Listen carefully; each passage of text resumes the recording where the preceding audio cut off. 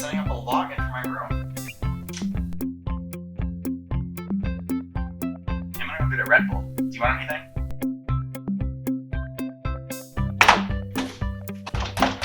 Bubbles, you open the store right now. You know I don't have login credentials yet. Alright, you asked for it. Making a sign up form. Sign up, log in, open the store, and then you're in trouble. You hear me? What do you think, I was stupid? What's up everyone? In this video we're going to be creating a simple sign up and login form with HTML and CSS. In our last video we created a style guide for our website over at flippycoins.com/style guide. We styled things up like the heading tags, A tags, buttons, input fields, and so on. We will be using these styles in this video to easily create and set up our sign up and login forms. By the end of this video we're going to have a login form that looks like this. We're going to have a sign up form that looks like this. Over in my www directory, my flippycoins repository, it's on my GitHub at jstolpe in my flippycoins repository. Check that out. To add a login and sign up form, we have to create two new controllers, one for each of the pages. So I'm going to create a login controller and I'm going to create a sign up controller. Now that each of our controllers has been created, we need to create the index function. That's the default function that the page will fall to when you type /login or /signup into the URL. Then I'm going to open up our home controller, which we created a few videos ago, and I'm going to copy everything over inside of the index function into our login index function. We'll update the title to be login. And now we have to update our HTML head and our HTML body to point at our login folders. And then we'll leave the same because we're using our default template for all of our views. Now that the controller can handle loading the view, we actually have to create the view itself. So we're going to create our login folder with an HTML head and an HTML body. Over in our repository, we're going to go into the app views. And here's where we're going to create a new folder, one for the login and one for the sign up. I'm going to create a login folder and I'm going to create a sign up folder. Inside the login folder, we're going to create two PHP files, HTML body and HTML head. We're going to do the same for our sign up folder. Create an HTML body file and an HTML head file. Now when we hit our /login, we will be loading our login HTML head and our login HTML body. This view gets loaded inside the HTML head, and this view right here gets loaded inside the HTML body, which our default template right here takes care of. So we have our login head and body opened up right here, and we have our sign up head and body opened up right here. The other file we're going to open up is in our assets, CSS, template folder, default, and the global CSS. This gets loaded on every single page. We're going to want to reuse some of these styles across our login and our sign up page. So we're going to put those styles that we want to reuse between our login and sign up in our global CSS file. Now I'm going to close the HTML head for the login and the HTML head for the sign up because we're not going to be using those in this video. We'll be adding things to those files in later videos. So our login index function is complete. We're going to copy over everything inside of that function and paste it into our sign up function. And again, update it to be our sign up page and point at our sign up folder. With that, we are done with our controllers. Controllers are taking care of everything, loading our views and our CSS, so now we just have to style up the forms. We're going to start with our login form, and in our body, we're going to begin by creating a div that's going to contain everything. We're going to give this a class of default container. Then inside our default container, we're going to have two sides, a left and a right side. You see back here on our finished product, we have our left side here, which is going to contain the site name and a little text under the site name. And then we're going to have our login form over here on the right side. We're going to give these both classes. Call this one left side, and we're going to call this one right side. Let's give our class default container some styles. Hop over to our global CSS, and inside of our desktop media query right here, we're going to give our default container some styles. We're going to give it a max width of 1200 pixels, a margin 0 auto. That way it will be centered. And we're going to give it a margin top of 100 pixels, so there's a nice padding between the container and the top of the browser window. Then we're going to style up our container left side. Again, we're inside of our desktop media query. We're going to give it a width of 49%. We're going to float it left. Then our right side container. For our right side container, we're just going to copy over our left side container. Make sure to update the class name to right side, and we're just going to float this right. Then we're going to add our site name and text to the left side container. It's a class of default container left, and this is going to be a table cell.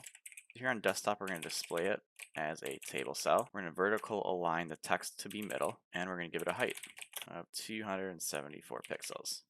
Now on mobile, we're just going to give it some margin, and we're going to text align it to be in the center. Because on mobile, it's just going to be as tall as the text inside of it. Whereas on the desktop, we want it over on the left side at a certain height, have the text vertical line middle, so it lines up nicely and looks nice with the login form on the right side. And the first thing inside of our text container is our h1 tag, and we're going to display our site name. Then underneath it, we're going to have an h3 tag, say login, start flipping. And we're going to create a class here called title subtext. And all we're going to do here is give it a little margin top and margin bottom. Our text should now be showing up on our login page. Go over to flippycoins/login, and there's our text and our subtext. Now our sign up page is still blank. However, we can change that really easily by copying everything in the login body, pasting it over here, and updating this to say sign up.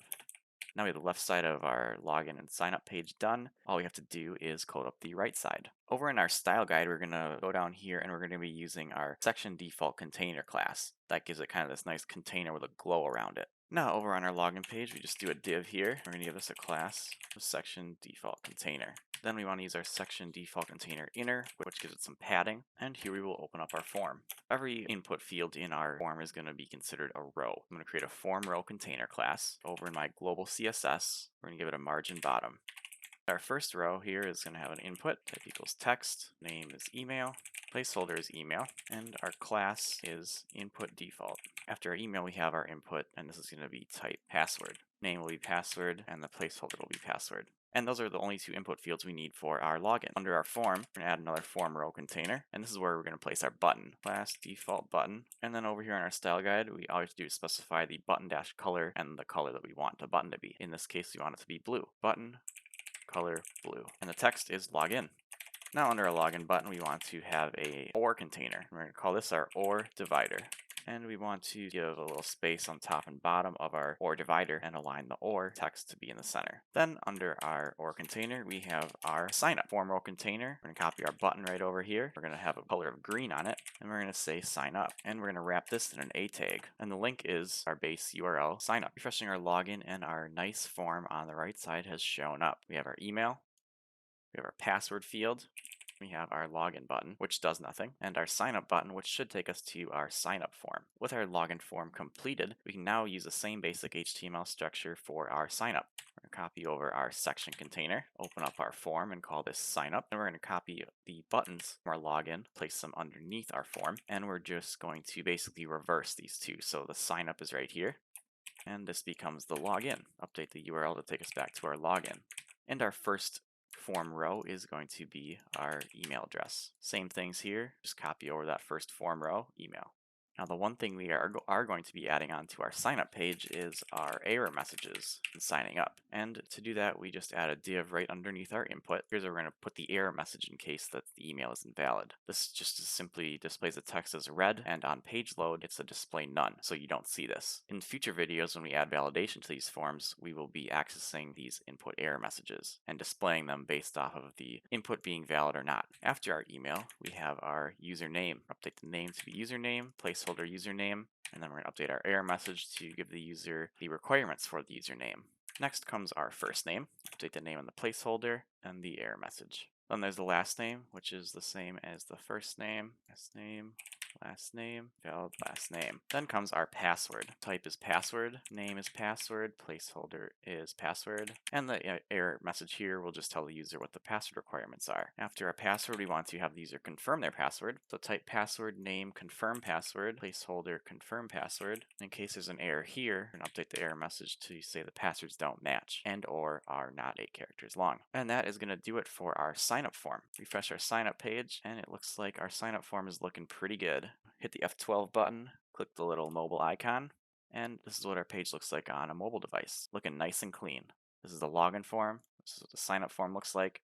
Once it gets to mobile, the form is set to just take up 100% of the width. Back to desktop view, and that's going to wrap up this video. So we've created ourselves a simple login form and a simple sign up form. In the next video, we're going to be adding some front-end security. So when the user fills out these forms and clicks the login or sign up button, we're going to check these values, make sure they're good before we send that data off to the server. I hope you guys enjoyed the video. Hit that subscribe button, leave a like, leave a comment down below, and let me know what you want to see coded up next. I'll catch you later.